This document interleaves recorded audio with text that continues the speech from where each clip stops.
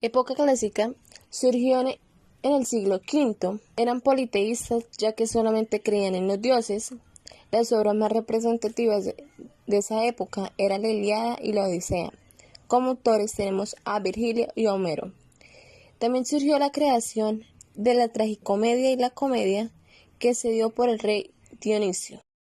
Época medieval surgió en el siglo V hasta el siglo XV, en donde hubo un retroceso de la literatura, ya que el poder solamente lo tenía la religión, los juglares cantaban la información, el teatro no fue de mayor importancia en esa época, y todo era relacionado al teatro religioso. Comenzó la drama litúrgica y los tropos. Las obras teatrales eran muy cortas,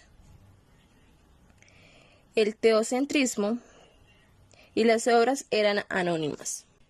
El Renacimiento surgió en el siglo XV.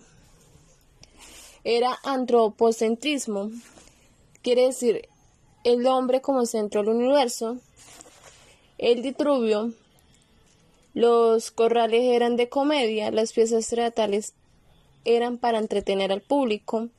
Como autores tenemos a Bartolomé de Torres, López Rueda, la creación de la tragicomedia, movimiento isabelino y ramificación tenemos al barroco como conceptualismo y cuteranismo, obras pictorescas.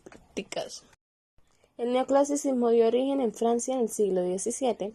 Los estilos de la sociedad romana, griega clásica, combinaban el entretenimiento con lecciones morales. Las obras eran de 5 actos: individualismo, la comedia y la tragedia, el realismo y la verisimilitud. El romanticismo surgió en Europa en el siglo XVII. Fue un movimiento artístico, la subjetividad y las obras se dividían en actos. El melodrama y la tragedia. Los conflictos eran esenciales de la vida humana. Literatura entre guerras, las vanguardias. Era crear un nuevo arte caracterizado por su libertad y que se oponen a los moldes formales del arte de su época, rechazaban las formas artísticas tradicionales y prolongan la experimentación.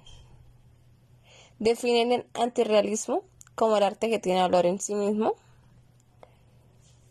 Desean quebrar los hábitos lectores de sus obras, rocean el límite entre la comprensión y logo. El novecentismo o la generación del 14 abandonan la pompa decorativa y el sentimiento vago del modernismo, rechazaban lo sentimental y lo apasionado del romanticismo. Perseguían el teatro puro de la literatura, debe contestarse en crear mundos donde lo más importante sea la expresión de la belleza. Rechazaban el pésimo espíritu protesta. En la generación del 98 no quieren decir adoptar una postura desengollada y la gramática frente al problema nacional, adoptando un enfoque más sereno y más intelectual. Y la generación del 27, el grupo de poetas del 27 no le alcanzaba contra nadie, sino más bien hacen gala las orientaciones integradas que mezclan la tradición con la renovación y lo modernismo. Se caracterizaban por mezclar la tradición vanguardista que aparecen en las características de la poesía tradicional española. Utilizaban el romance y los versos octosílabos, los rasgos de los vanguardias. La influencia de poetas clásicos españoles como Bécquer y García Orso utilizaban metáfora con gran maestría.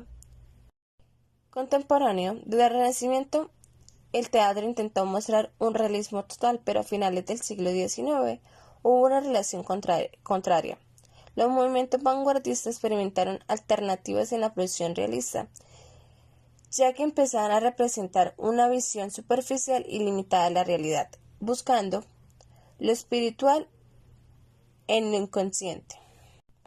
Uno de los principales impulsores en el antirrealismo fue el compositor alemán Richard Wagner, ya que pensaba que el trabajo del dramaturgo consistía en crear mitos con lo que presentaba un mundo ideal para compartir en el público.